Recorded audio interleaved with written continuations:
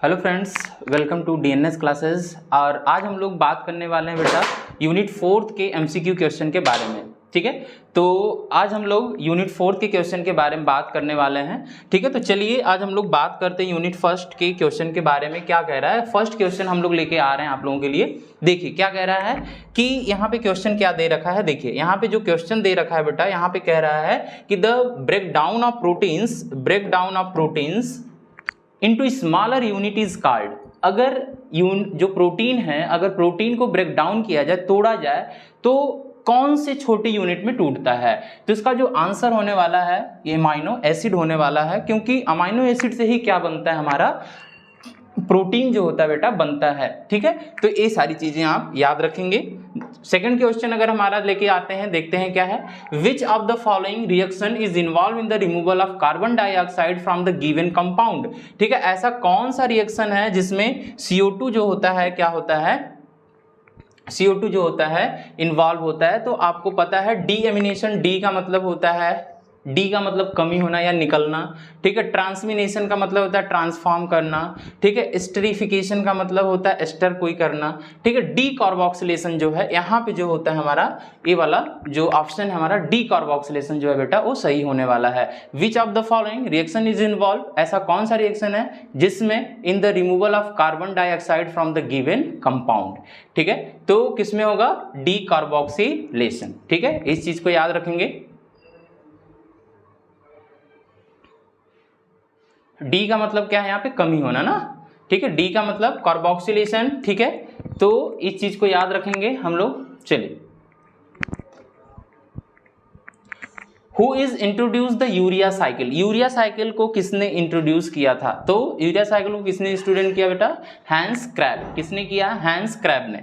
ठीक है, next question क्या है हमारा, where does urea cycle occur. Urea cycle का मतलब यूरिन। ठीक है, यूरिन का मतलब एक्सक्रीटरी सिस्टम।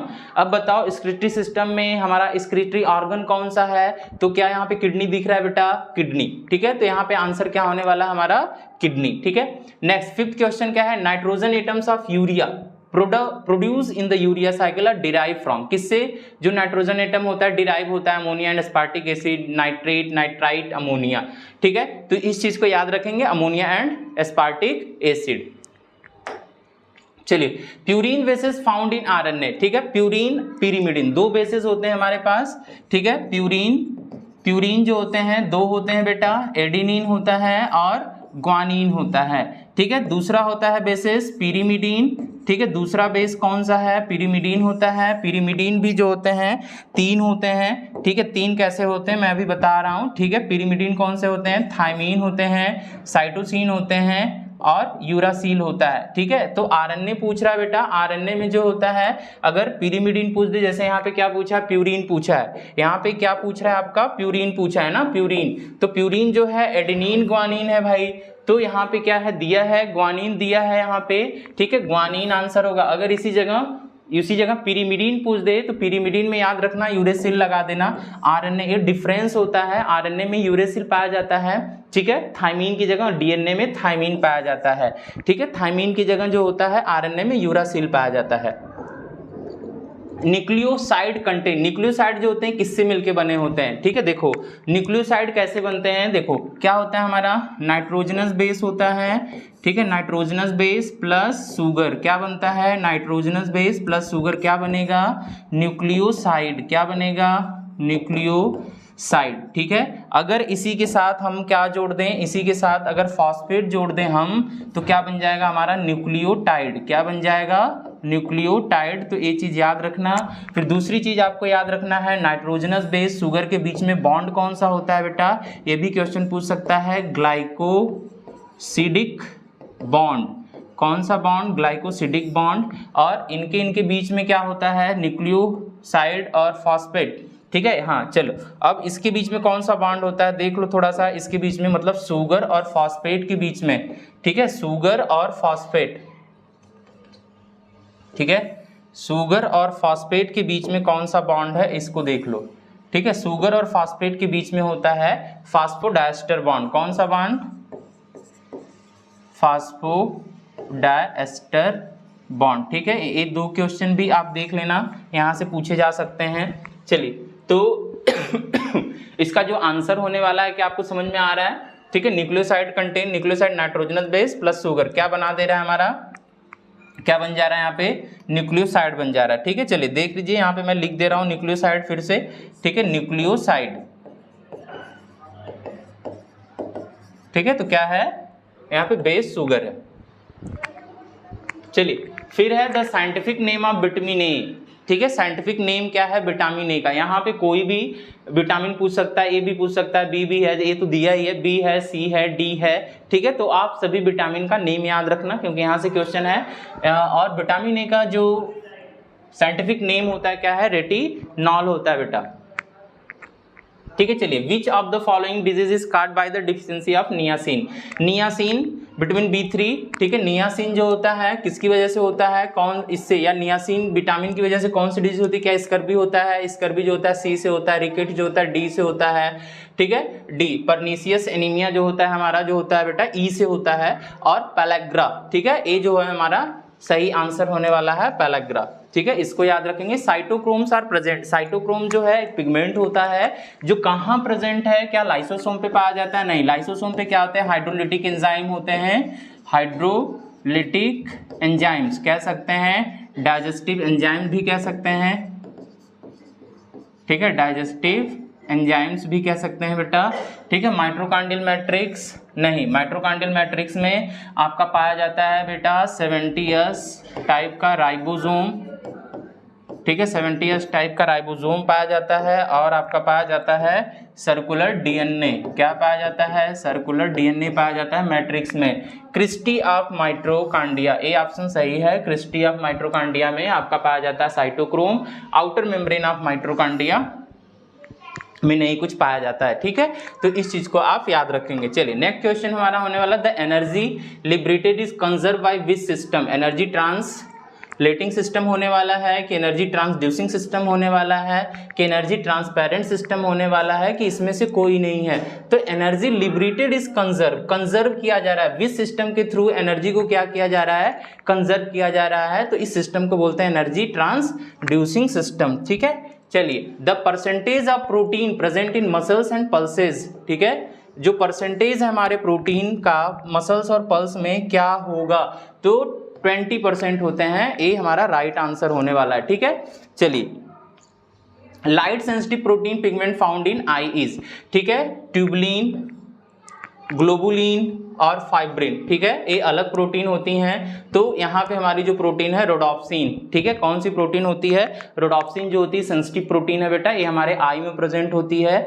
ठीक है, कौन सेल याद रखना। ठीक है, रोडोप्सिन जो हमारे आई की प्रोटीन होती है। ठीक है, देख लो प्रोटीन का कितना ज्यादा इंपॉर्टेंट यूज है। मतलब ये समझो कि हमारी पूरी की पूरी जो बॉडी है वो प्रोटीन से होती है। प्रोटीन का एक फंक्शन और होता है, it is responsible for physical expression. मतलब प्रोटीन की वजह से ही हम कैसे दिखते हैं, प्रोटीन की वजह से ही हमें पता चलता है। ठीक है, चलिए नेक्स्ट क्वेश्चन हमारा क्या होने वाला है, haemoglobin is a protein of type. ठीक है, हीमोग्लोबिन कौन सा प्रोटीन होता है, मोस्टली एक यहाँ से क्वेश्चन दो तरीके से पूछेगा। ठीक है, पॉलीपेप्टाइड चेन भी पूछ सकता है, तो अल्फा 2 और बीटा 2 पॉलीपेप्टाइड चेन होती हैं। तो 2 अल्फा हो गई 2 बीटा। अगर केवल अल्फा होता है तो डाइमर होता है, लेकिन बीटा भी है तो ये क्या हो जाएगा, टेट्रामर है। ठीक है, लेकिन यहाँ पे ऑप्शन क्या दिया है, डाइमर, मोनोमर, ट्राइमर। तो हमारा ऑप्शन क्या है, ओलिगोमर सही आंसर है, क्योंकि जो हीमोग्लोबिन होता है वो ओलिगोमेरिक प्रोटीन होती है। ठीक है, इस चीज को याद रखना, एक दूसरा नेचर है इसका। ठीक है, लेकिन एक तरीके से क्वेश्चन ये भी पूछ सकता है। फंक्शनल प्रोटीन्स आर, इसमें से फंक्शनल प्रोटीन्स कौन सी है, ऑल विटामिन्स आर प्रोटीन नहीं, हम क्या कहते हैं, ऑल एंजाइम्स आर प्रोटीन। ठीक है, तो यहाँ पे क्या ऑप्शन होने वाला है, एंजाइम्स। ठीक है, कोफैक्टर होगा नहीं बेटा, और प्रोस्थेटिक ग्रुप होगा नहीं, विटामिन्स होगा नहीं। ठीक है, तो इस चीज को याद रखेंगे। चलिए नेक्स्ट क्वेश्चन हमारा होने वाला है, in the beta pleated sheet model of proteins, in the beta pleated sheet model of proteins polypeptide chain lie parallel and held together by. ठीक है, तो बीटा प्लेटेड जो शीट होता है उसे कौन हेल्ड करके रोक के रखता है, तो हमारा जो ऑप्शन होने वाला है क्या है, हाइड्रोजन बॉन्डिंग। याद रखना कौन सा बॉन्डिंग, हाइड्रोजन बॉन्डिंग। देखो कैसे है, अगर हम बात करें प्राइमरी स्ट्रक्चर की, किसकी बात करें, प्राइमरी स्ट्रक्चर। तो प्राइमरी स्ट्रक्चर में जैसे क्या है, एक लीनियर सीक्वेंस होता है अमाइनो एसिड का।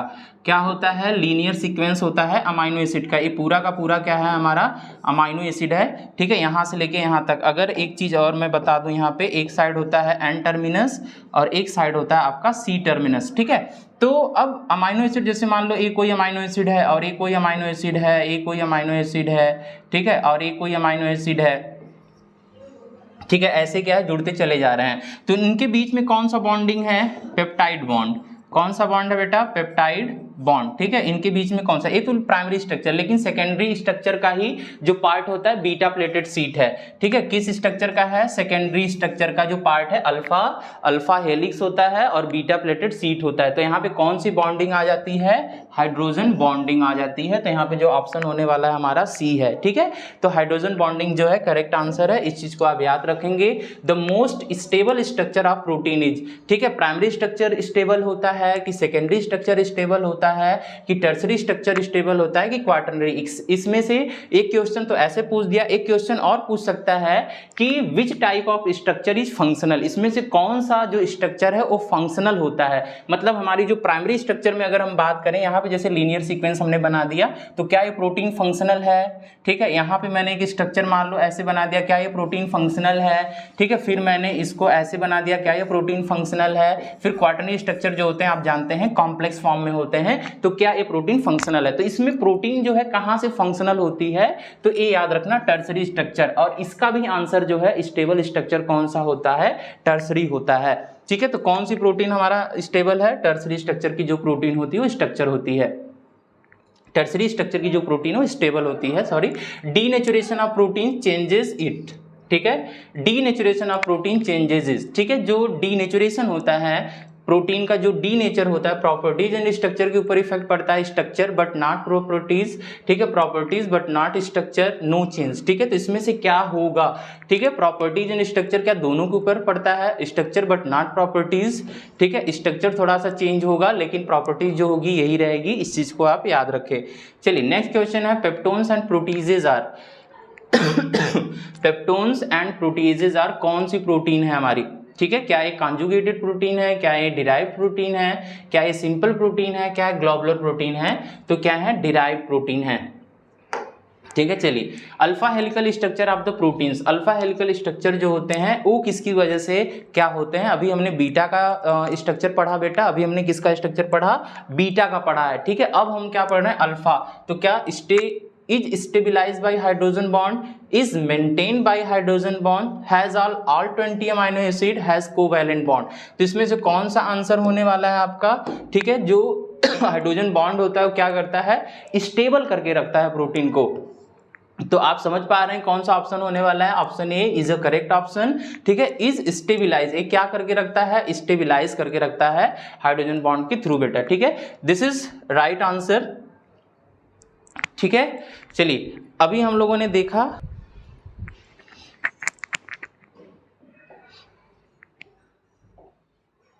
ठीक है बेटा, तो ये रहा आज का एमसीक्यू क्वेश्चन। और ये सारे क्वेश्चन जो हैं आपके एग्जाम के हिसाब से बहुत ही इंपॉर्टेंट है, इसको आप सॉल्व करेगा। और भी जितने क्वेश्चन हैं इंपॉर्टेंट, इसको आप सॉल्व करिएगा, ठीक है। तो आप लोग पढ़ते रहें, मुझे उम्मीद है आपका एग्जाम 21 को होने वाला है और मैं उम्मीद करता हूं कि 3-4 यूनिट का टॉपिक और मैं आपको एमसीक्यू करवा दूं, जो कि आप एग्जाम में अच्छा और बेस्ट परफॉर्म कर सकें बेटा, ठीक है। तब तक के लिए best of luck and all the best.